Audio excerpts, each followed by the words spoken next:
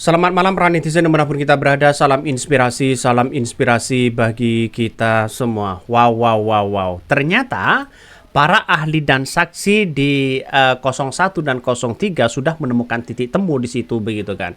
Bukti dugaan kecurangan Pilpres di persidangan MK sudah kuat. Tinggal keberanian hakim untuk memutuskan di situ begitu kan. Mulai dari bansos, mulai dari yang kemudian surat suara, terus kemudian mulai sirekap dan sebagainya.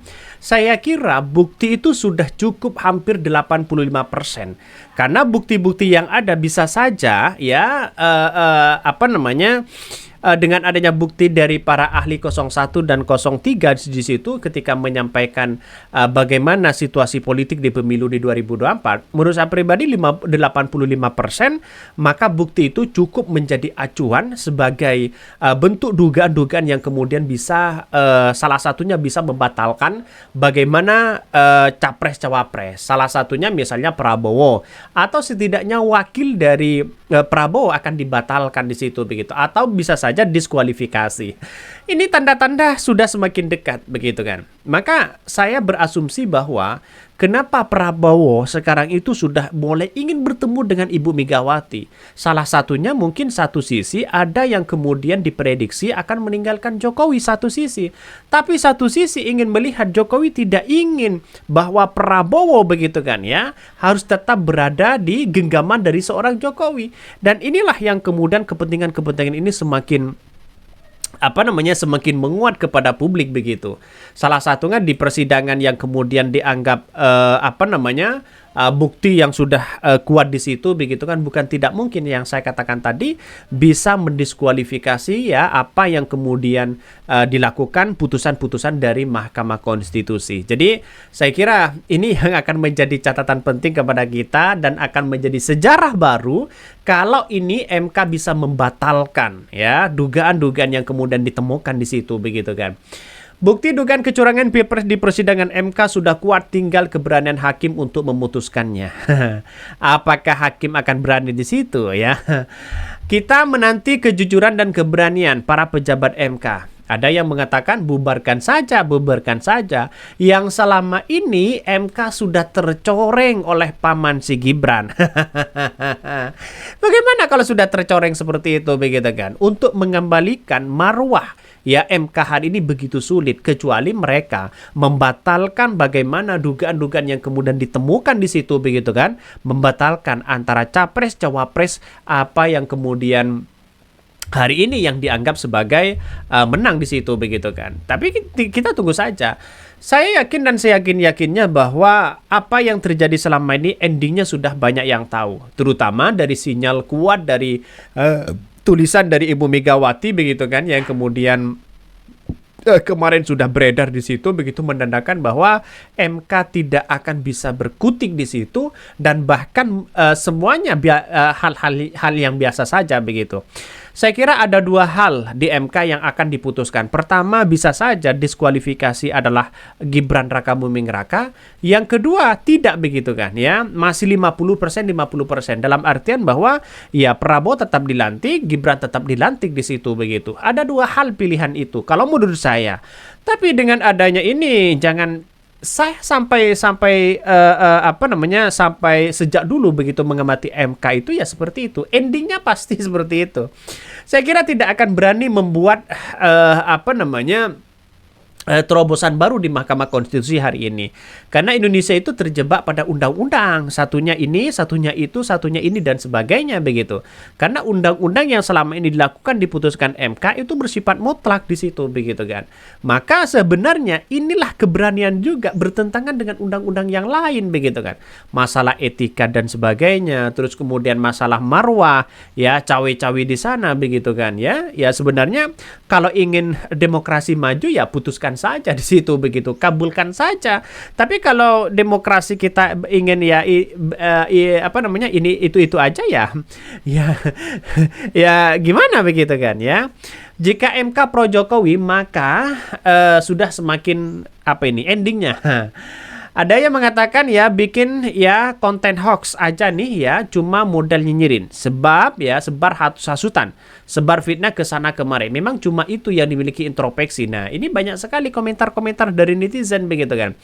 Artinya dengan adanya bukti itu bukan tidak mungkin diprediksi ya, diprediksi ini memang benar begitu kan, diprediksi dugaan-dugaan yang kemudian alat bukti sudah cukup begitu kan, tinggal diputuskan saja di situ begitu. Apakah MK berani? Nah, ya sebenarnya bukan berita hoax begitu kan ya, karena ini adalah masalah soal apa namanya, prediksi putusan itu.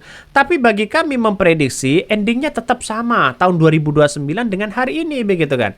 Ya itu aja sebenarnya. Maka ya, kalau di depan publik ya seolah-olah ini itu begitu, padahal endingnya sama aja di tahun 2029. Ya kita tunggu saja bagaimana MK di situ begitu. Bukti dugaan kecurangan Pilpres di persidangan MK sudah kuat, tinggal keberanian hakim untuk memutuskannya. Pengamat politik Universitas Islam Negeri Yasunan Kalijaga Yogyakarta, Profesor Dr. Kamim Zarkasi ya Putro MSI menyatakan para pihak sudah memberikan kesaksian di persidangan sengketa Pilpres 2024 di Mahkamah Konstitusi.